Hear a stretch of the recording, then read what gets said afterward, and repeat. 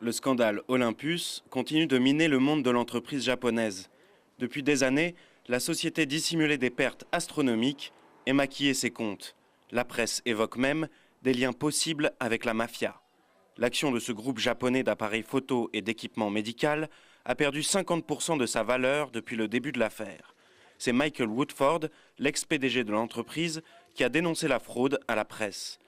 Il a été limogé récemment pour différences culturelles.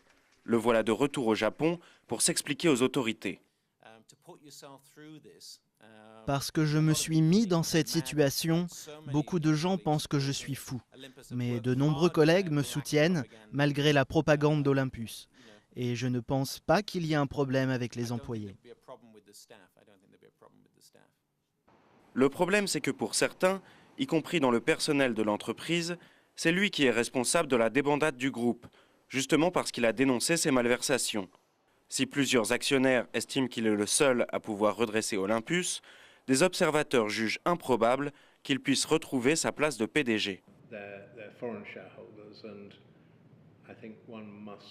Il y a des actionnaires étrangers qui veulent son retour, mais il risque d'avoir du mal à placer un non-japonais à la tête d'une société nippone dans les circonstances actuelles.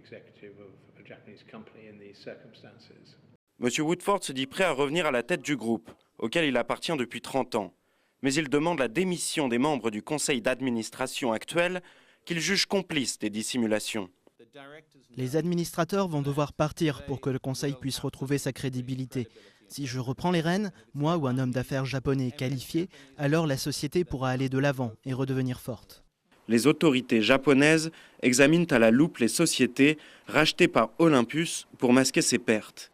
Et si le groupe ne présente pas des comptes nettoyés d'ici au 14 décembre, il sera radié de la bourse de Tokyo.